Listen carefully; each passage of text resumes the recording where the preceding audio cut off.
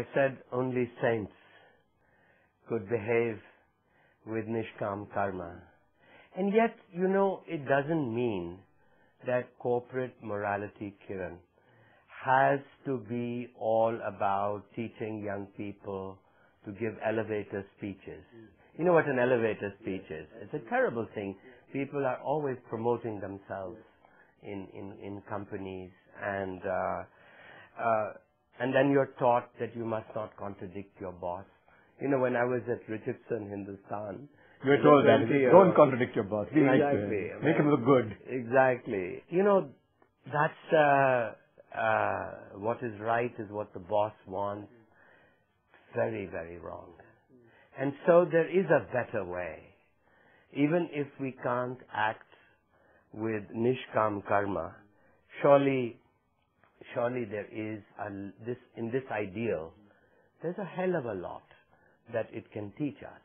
And one of the things that I was struck with is, you remember that scene of Arjuna where he's Drona.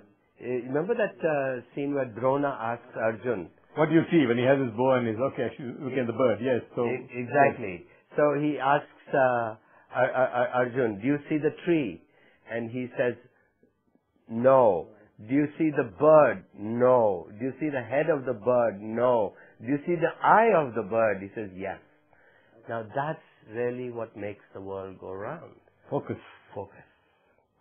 And you, I'm sure. No, but I want to just interrupt you, Gurcharan. I want to take you back to something else you said in the context of action and its fruits. And as you rightly said, we can't all be saints. Yeah, there's some great people who can do it, but not all of us.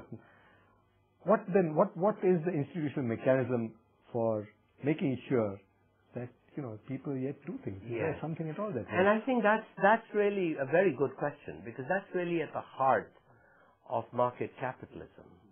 It's a system that we, in our normal course of life, won't behave selflessly. We are not Mother Teresa's. So we need a system of rewards and incentives. And what moves us is not what the leftists say, greed. What moves us is rational self-interest. That's the word that Adam Smith used, rational self-interest. It is when you go to the market and you want to buy a shirt, you want the best quality for the lowest price. Nothing selfish about that. If it rains, you take an umbrella. Nothing selfish about that. So it's not greed. So we have to differentiate between that balance. Dharma means balance. So the balance of rational self-interest, which if it tips over, becomes greed. Then you have what happened recently in Then Wall you have Street. Satyam and you have Ramalingam Rajus, and the balance gets tipped over. So a system of checks and balances is created through incentives where you're rewarded for good work and you're punished for bad work. How necessary is punishment? You talked of rewards. How necessary is that? Well, I would refer you back to what I think was Bhishma was talked to the rod of force and saying, if you didn't have that, people would go killing each other. Is that a necessary thing to our system? Oh, I think so. I think, human beings are not saints. And so, we have to have disincentives. And Bhishma called it danda. And the rod of force is necessary. You need retributive justice in order for human beings to stay in check, to be a deterrent for bad behavior in society. I think this notion, we've got so mesmerized by Marx's notion of equality or Nishkam Karma. These are so very seductive. But this is not really how ordinary people can behave. Yes, they're good ideals. It's very nice for us to have to have a culture in a company where people are not promoting themselves, where the big fat ego is a little softer. But you cannot get rid of the human ego. And what it really shows us is that that markets don't depend on markets and society and our normal lives on Mother Teresa's and Gandhi's. No amount of selflessness will create prosperity. It is economic reforms. It is property rights.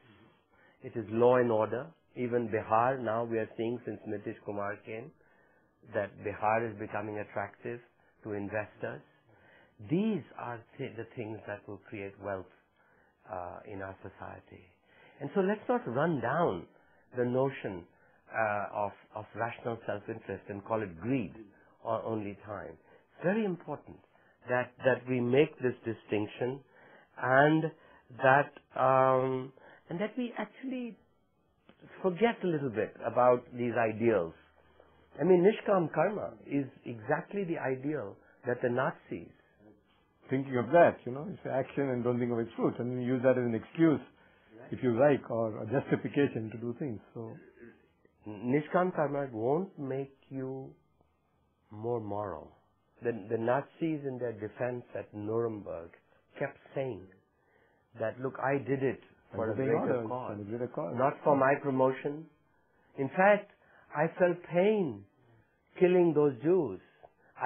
Adolf Eichmann said, I felt pain killing those Jews. And so it was against my will, but I did it for the higher glory of the nation. Now you see how easily you can subvert these ideals.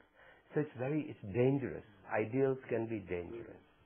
Anyway, we're going to come back from a break.